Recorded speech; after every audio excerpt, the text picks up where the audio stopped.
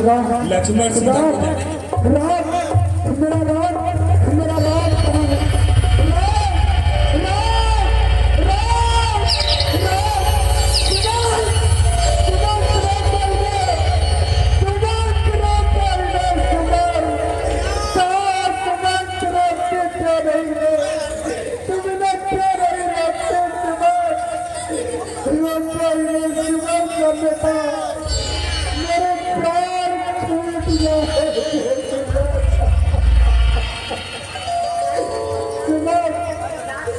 यदि तुम लक्ष्मण के नाम आ सके तो बेटी सीता को अवश्य लौटा लाना। राम सीता सीता जी की आज्ञा है कि आप सब थोड़ा सा वन विहार करते वापस लौट चलो। यदि तीनों में से किसी को नहीं आओगे तो मुझे जीवित नहीं पाओगे। जाओ उनके पीछे जाओ।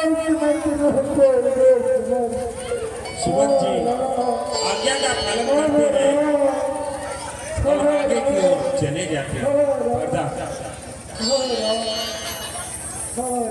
इधर राम लक्ष्मण सीता सुमंत जी के साथ वनों को जाने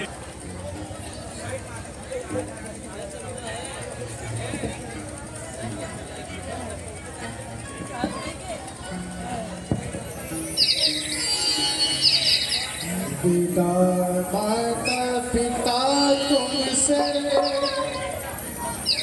हुए हम 14 वर्षों को अयोध्या वासियों अब राम चले हम 14 वर्षों को। मुसीबत ये की सीढ़ी है तरक्की के तुम जिलों को है कुछ किस्मत की उस पर चढ़े रहे हम 14 वर्षों को। देखिए राम लक्ष्मण सुमन जी जा रहे हैं, तभी मार्ग में उनकी मुलाकात पूर्ववासियों से होती है।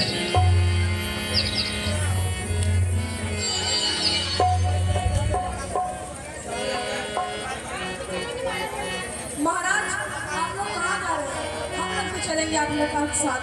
हम लोग को यहाँ नहीं रहना है अब।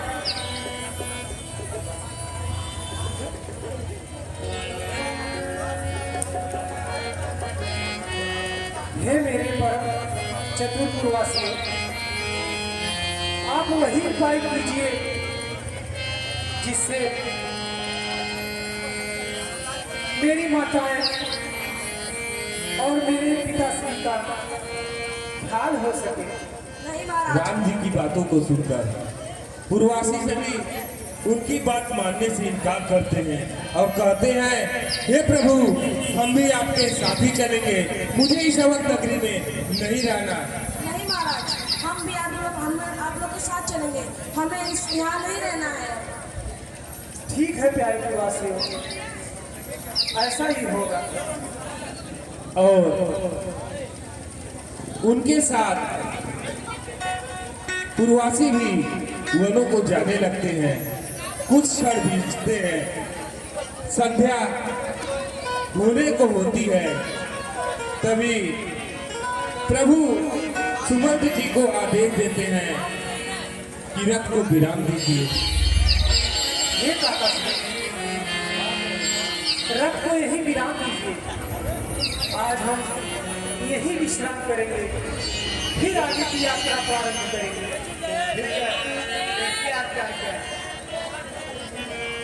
राम लक्ष्मण सीता जी विश्राम करने लगते हैं।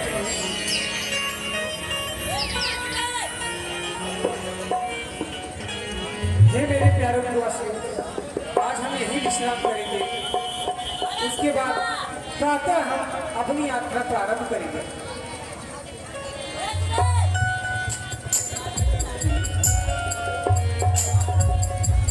प्रभु के साथ सभी प्रवासी भी वहीं पर प्रभु को घेर कर चारों तरफ से सो जाते हैं। जब अर्धरात्रि बीतती है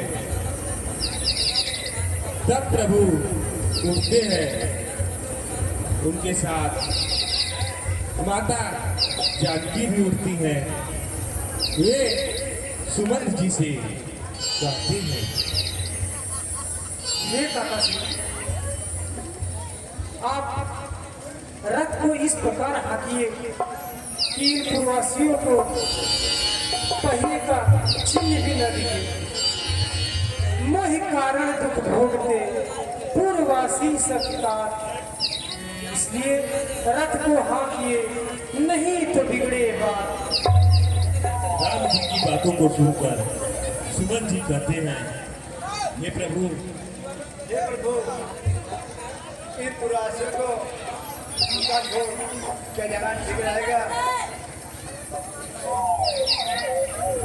सुमन की बातों को सुनकर रामचंद्र जी कहते हैं, ये काका जी, आप ज्ञानी हैं, पंडित हैं, धर्म और शास्त्र का आपको ज्ञान है। आप मुझे मेरे कर्म पद से विचलित न कीजिए। मैं पिता की आज्ञा के पालन हेतु वन में 14 वर्ष तक वनवास करूंगा और मैं नहीं चाहता कि यह कष्ट मेरे प्यारे प्रवासी भक्त। राम जी की बातों को सुनकर सुमन जी भी सहमत हो जाते हैं और कहते हैं, जैसी आज्ञा। जैसी आज्ञा प्रभु, चलिए।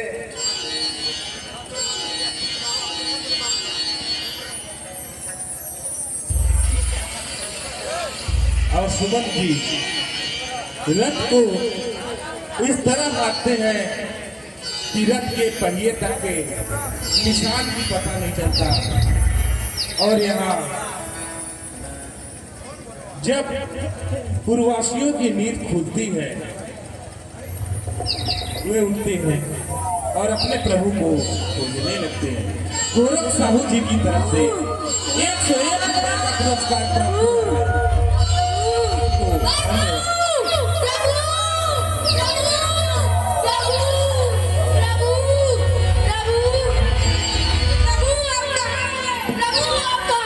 प्रवासी सभी प्रभु को जब प्रभु नहीं दिखते हैं, उनमें से एक प्रवासी कहता है, प्रभु कि शायद यही इच्छा थी कि हम लोग वापस चले जाए और महाराज के साथ अवध में रहे। मेरे भाइयों, मुझे प्रतीत होता है कि हमारे महाराज की यही इच्छा थी कि हम लोग अपने यहाँ वापस जाएं और महाराज के साथ रहें। पर्दा इधर सवेरे को जगे जब भक्तों के घबराए पाए नहीं। इधर जब रथ सिंहपुर की सीमा के समीप पहुंचती है, तब सुमंत जी रथ को रोक देते हैं और कहते हैं,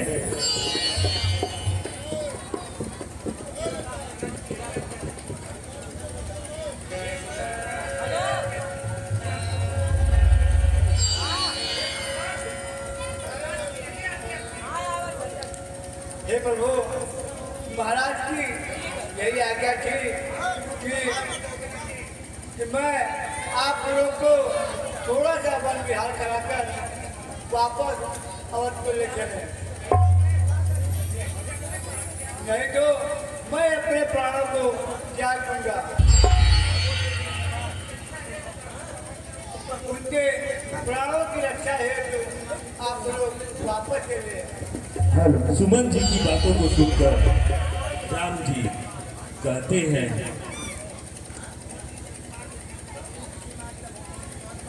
हे काक्षी, इस संसार में तीन जीव ऐसे हैं जो कभी अपने पद से विचलित नहीं होते। सती अपने शव से, सिंह अपने शिकार से और वीर पुरुष अपने शत्रु से। मंत्री मंत्री बूढ़े मंत्री, यदि हमें आप चाहते हैं, उस चाहत के नाते से हम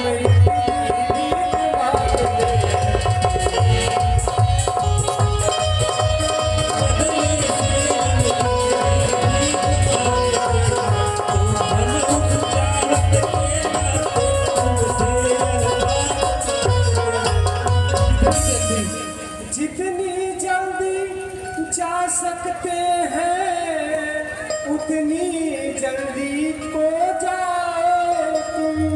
14 वर्षों के लिए तात इस राहों को बिसराओ, 14 वर्षों के लिए तात इस राहों को बिसराओ। रामचंद्र जी की बातों को सुनकर सुमन घबरा जाते हैं और कहते हैं, हे प्रभु, यदि आप हमारे साथ नहीं जा सकते तो कम से कम माता जानकी को ही मेरे साथ भेज दीजिए, जिससे महाराज के प्राणों की रक्षा हो सके। हे प्रभु, महाराज का आदेश है, अगर आप नहीं जा रहे हैं कम से कम बेटी सीता को ही हमारे साथ कर दीजिए, जिससे महाराज के प्राणों की रक्षा हो सके। सुमन जी की बातों को सुनकर राम जी कहते हैं, मंत्री ठीक कह रहे हैं। तुम्हारे वहां जाने से सबकी व्याकुलता दूर हो जाएगी। राम जी की बातों को सुनकर सीता जी कहती है, हे प्राणनाथ, मुझे कोई परेशानी नहीं, किंतु मैं आपके बिना जीवित नहीं रह पाऊंगी। मंत्री सोने की चमक कभी सोने से अलग नहीं होती। चरणों की रेखा चरणों के धोने से अलग नहीं होती। चरणों की रेखा चरणों को धोने से अलग नहीं होती। हे स्वर्णपुरी से अवधपुरी, पर हमें मिलन जा सकती है। हंस ने मान सर को कटकर अन्यत्र नहीं जा सकती। हंस ने मान सर को कटकर अन्यत्र नहीं जा सकती है।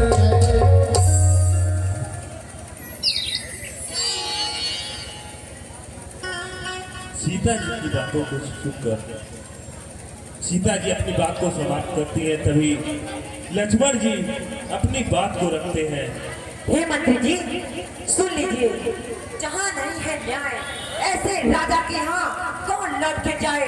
कहना माता के कैसे ठीके चिराग जलवायो, हम काटे थे से निकल गए, निष्कंटक राज चलायो। क्या भी कह देना क्षमा करे, हम बेटे व महतारी हैं, जो कृपा उन्होंने हम पर की, हम उसके भी आभारी हैं। लक्ष्मण जी की बातों को सुनकर राम जी उन्हें शांत कराते हैं और कहते हैं, नहीं काका श्री, ऐसा कुछ भी मत कहिएगा। दिल की तख्ती पर छोटे की वचनों को मत ले लेना तुम। बस वहां पहुंच तुम राजन से इतना कह देना तुम। सौगंध तुम्हें है, वहाँ पहुँच केवल इतना कह देना। सौगंध तुम्हें है, वहाँ पहुँच इतना केवल कह देना। माता ने माता दे आशीर्वाद हमें, हम कुशल सहित घर आएंगे। जब 14 वर्ष पूर्ण होंगे तब दर्शन उनके पाएंगे। जब 14 के पाएंगे। राम जी की बातों को सुनकर सुमन जी निराश होते हैं और उन्हें आशीर्वाद देकर वहां से चले जाते हैं।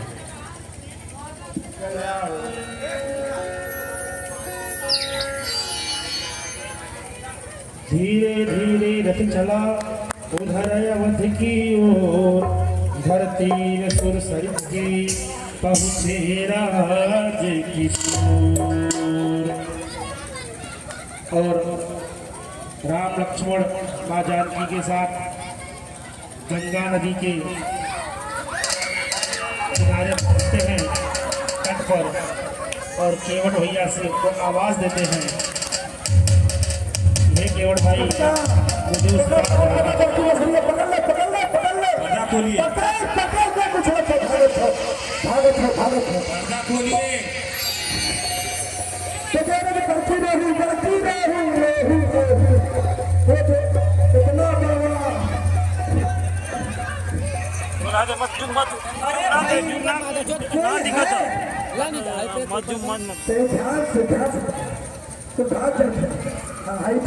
हे भाई केवट, यहाँ आओ, हमें कंसा के पार जाना है। अरे फिर अरे महाराज,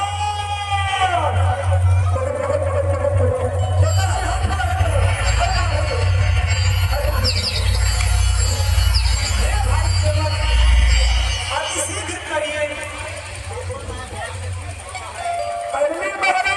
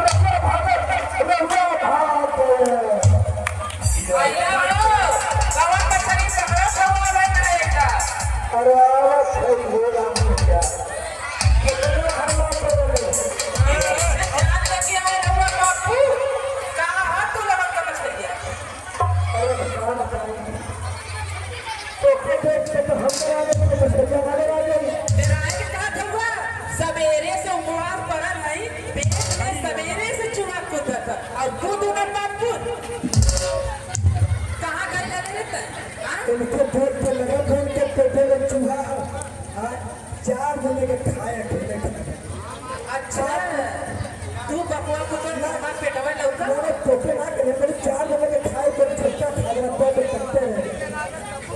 हमार फूल गन सर के तो मोट है तो भेद खाइला। अरे हम कहाँ मोट के भी तब का ई लोगों से क्या कहत है मैंने वो पहले कितनी दुबला गई थी ना चल चल में मछली लिया हुआ नहीं तो बाप उठ के घरे में हल ले ये लोग कितनी दुबला गई है दुबला लगेगा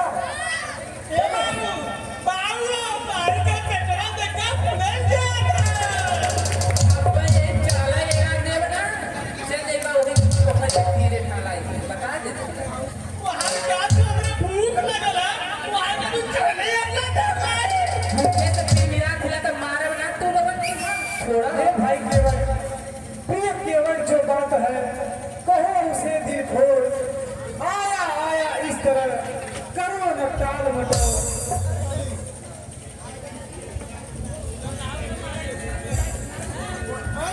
औरत है प्रभु वो सारी गली पहुंचा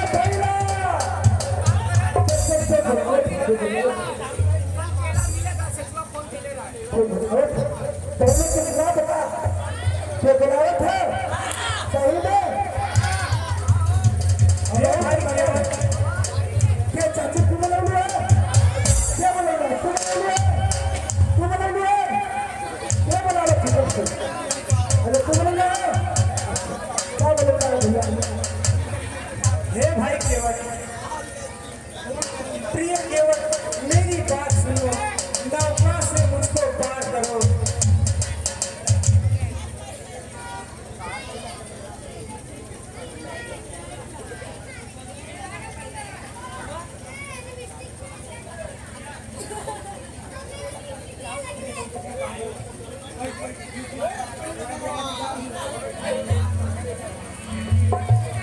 तुम्हारा होगा।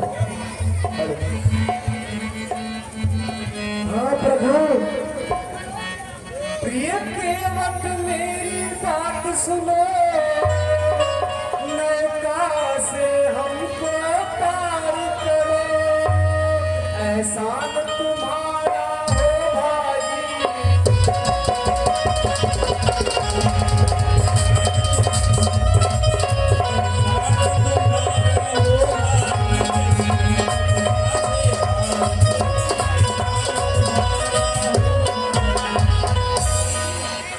राम जी की बातों को सुनकर बोलो प्रभु, हम तो पहचान गई, दौलत का चलू कि ना उल्हा हुआ है जो अपने पेड़वा से झूला और पाथर मेहरारू बन गई। उल्हा हुआ ने प्रभु तू, उल्हा न हुआ हम चल गई तो है। देखा ये भाई केवल तुम कहाँ की कथा कह रहे हो? अरे प्रभु आप हमारा हमसे आप क्या समझे? अब चलो पागल बनाना है हो, अब हम कथा आपके सुना पाई, हम वही सुनने हैं ना आपके बारे में, हम सुनने हैं ना कि आपके चरण पे धूल में इतनी ताकत है, उस पत्थरों पे पड़ल तो पाथर मेहरारू बन गए। और प्रभु पहले मेहरारू देख के हमारा सांस फूला, मैया मेहरारू बन गई तब क्या करे प्रभु? दूसरे मेहरारू के हमारे सिवा तकिया मत, नहीं तो जाना ना अरे उन्हें तो समझावा फिर उन्हें समझाओ फिर इतना समझाते हैं और कहते हैं कि थोड़े दूर है, ऐसे ही पार हो जाइए।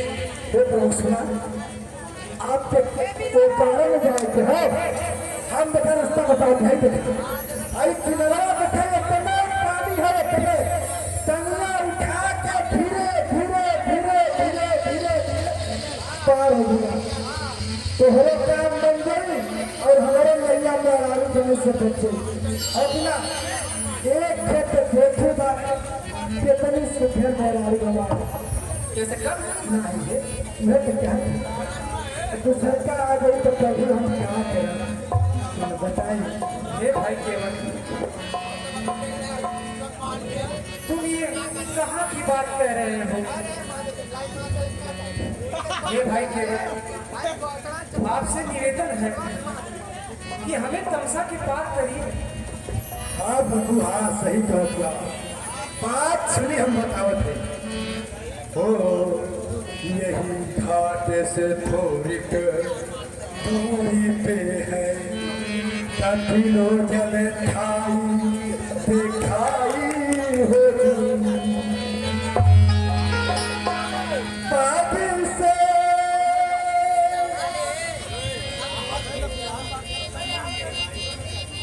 तरनी तारे धरनी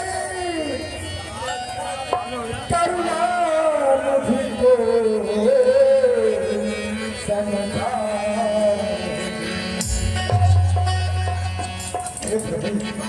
हम यह बताओ दिया आपसे, ये घाट थोड़ी कटोरी है, अब से पग दूर करे करनी धरनी धरनो समझाएंगे। रावण को सन पावन को पग दूर प्रभुर प्रभाव महा है। देखो कोमल है दिल भाई रहा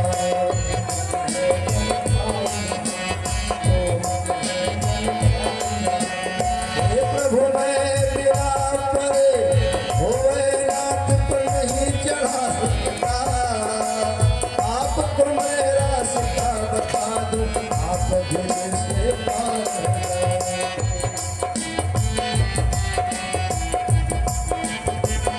सब परिवार मेरा भाई लागे राजू और दिन बीते कैसे दूसरी घाट कठोर दूर है कटिलो जल धारी दिखाऊं पर से तक दूर करे करनी घर को समझा पर से तक दूर करे करनी घर को समझा पर से पग दूर करे करनी घर को समझा हे प्रभु आपके बता देनी मार्ग बस इतने पानी है आप चल जाए बस प्रभु हे प्रिय केवल आप ही कोई उपाय बताइए जिससे हमारा और आपका दोनों का कार्य सफल हो जाए। हाँ प्रभु अब आप बात वाली बात पीना है अपना मेरा हम दोनों का काम बना ले राजा जी करोड़ों धीरज पे संशय इसको धुलवा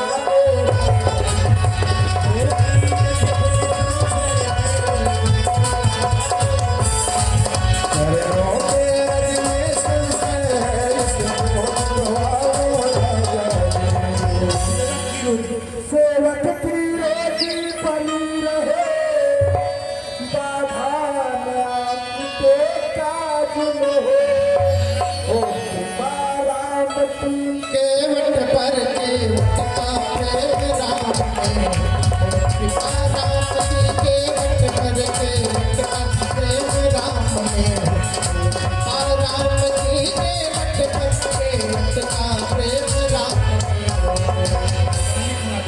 मालिक मालिक स्वीकार करे तो भी कठौती लाऊं मैं करो धीरज पे संशय है तब नाता को बिसरा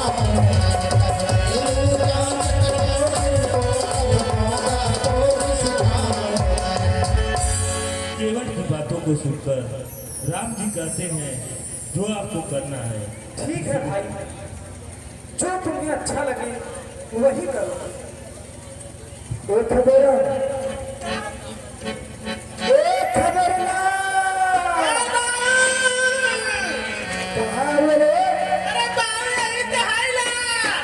जो कठौती लेके आओ अंदरवा वाले सरवा में रखा है कठौती बदन कमल धोई चढ़ाई दावन नाथ उतराई जो बदन कमल धोई चढ़ाई दावन नाथ उतराई जो उरियान दशरथ सपत सब साथी तो हो पर तीर मारहु लखन पे जब लगिन पाय पथारी हो पर तीर मारहु लखन पे जब लगिन पाय पथारी हो तब लगिन तुलसीदास नाथ कृपाल पारू तारी हो तब लगिन तुलसीदास नाथ कृपाल पारू तारी हो तब लगिन तुलसीदास नाथ कृपाल पारू तारी हो सुन के अटके बैन प्रेम लपेटे अटपटे यसे करुणा ऐन चितई जान की लखन तनय कृपा सिंधु बोले मुस्काई शंकर जी तव नाम न जाई निधान जल पाल पठारो सचदिन गौतार पारो जा सुनाम सुनिए चरित बारा उत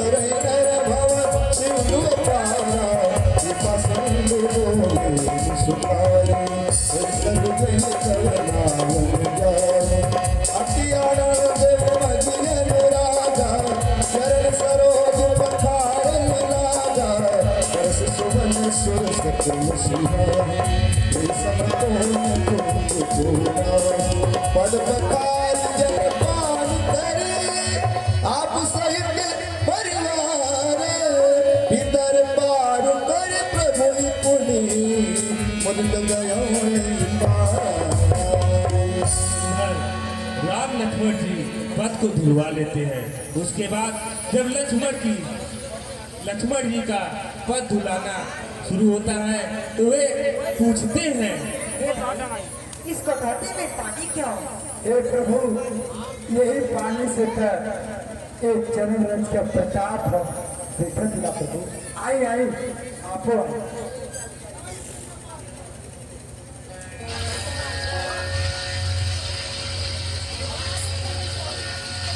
मोरे कटवाती नाव तेरे जादू भरे पाँव मोहे डरा देना कैसे बैठाऊं तो है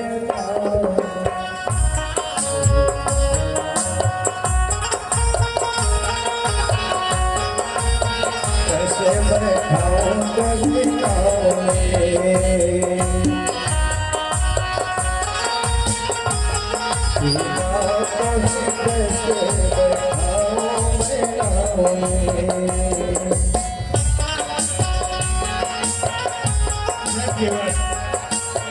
चरण रस को धुलकर उससे मिले जल को प्रसाद के रूप में खुद भी ग्रहण करता है, पूरे प्रदेशवासियों को देता है। सभी उस चरण रस के जल से पवित्र हो जाते हैं। अब केवल आई प्रभु आई मौका में सही करवाई आई प्रभु आई मौका में सही करवाई प्रभु आई प्रभु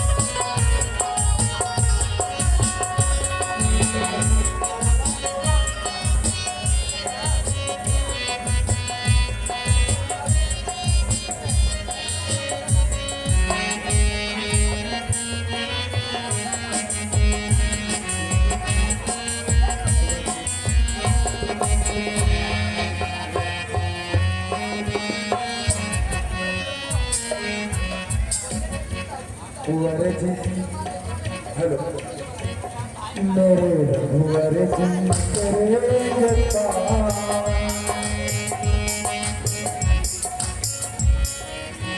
मेरे रघुवर जी करेंगे ओ गंगा मैया मेरे रघुवर जी करेंगे पार ओ गंगा मैया धीरे से बहना मेरे रघुवर जी करेंगे पार ओ गंगा मैया धीरे से बहना धीरे से बहना मैया धीरे से बहना धीरे से बहना मैया धीरे से बहना धीरे से बहना मैया धीरे से बहना धीरे से बहना मैया धीरे से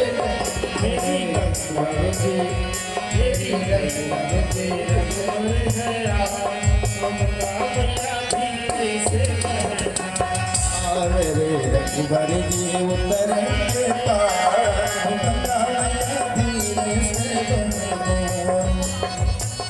अभी नाव तनखा मारने लगती है। उसका केवट का बेटा घबरा जाता है और कहता है,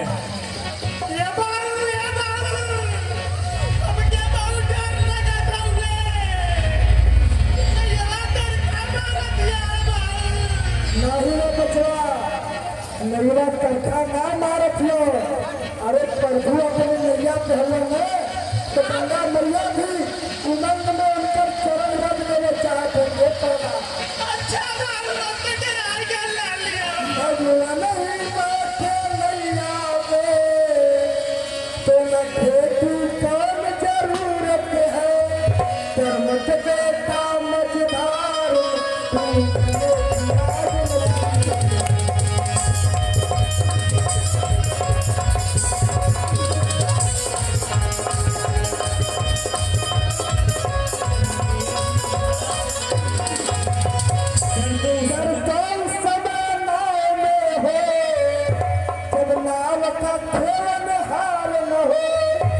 भगवान नहीं